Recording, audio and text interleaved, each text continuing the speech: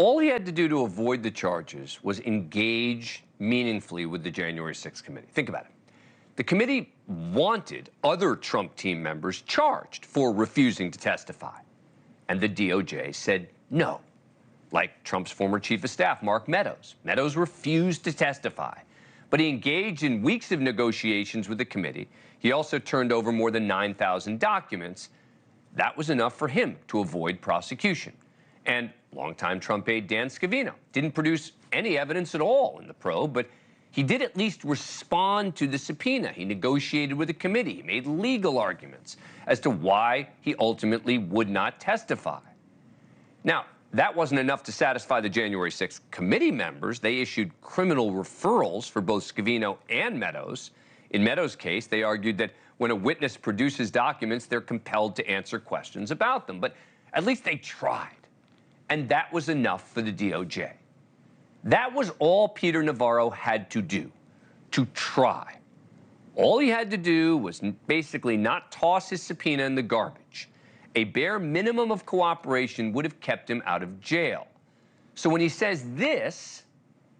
Every person who has taken me on this road to that prison is a friggin' Democrat and a Trump hater. I don't have a lot of sympathy for him. But joining us now is Asa Hutchinson, former Republican governor of Arkansas, an attorney and former federal prosecutor. He also ran against Donald Trump for the Republican nomination for president. Thanks so much for coming on the show. Appreciate it. All right, I'm going to ask you to put your legal hat on here. I know you've been wearing your political hat a lot lately, but in terms of your legal hat, does he have any leg to stand on here? No, he portrays himself as a victim of the system. And in fact, as you rightly pointed out, he could have avoided all of this. I've served in Congress. I've been in the executive branch as well. And there's a natural friction between those two branches. That's what our founding fathers designed. But whenever you have that friction, you generally try to resolve that without having a contempt of Congress subpoena or conviction. And as you pointed out, it was easy to avoid it first by showing a level of cooperation, making your case to Congress. And of course, substantively, the executive privilege, which is important, has to be asserted by the president, the chief executive. And that never was done in this case. He's not a victim. He's blaming the system. And of course, you have a Republican Chief Justice, John Roberts, that signed off on this and said there's no good legal argument here. So he's not a victim, and he should not be attacking the system and taking Trump's message that somehow our system of justice is all designed to go after Republicans, and that's just not the case. Let me play another piece of sound from Navarro from today. This is number one. I presented just a mountain of direct testimony and circumstantial evidence related to emails, correspondence, phone calls, and visits with the president and his top aides. And at the end of that day, the judge made the novel choice to say privilege had not been invoked. And it was absurd.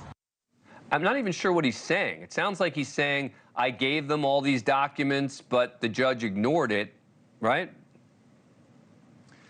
Well, he's saying that, but that's not the case. As both the jury found and the judge found, it was not properly asserted by former President Trump, didn't back it up, didn't say, I'm asserting executive privilege here. And so basically, Peter Navarro did not make his case, did not meet his burden of proof, and he is paying a consequence for that. 4 months he's going to be serving in federal prison. The legal issues be resolved, but as Chief Justice John Roberts said, there's really nothing novel here for the United States Supreme Court to address. I've represented a lot of defendants who didn't want to go to jail. The Supreme Court does not take these kind of cases. And I give the DOJ some credit for not going after Meadows and not going after Scavino, of trying to impose a pretty high standard here in order to prosecute.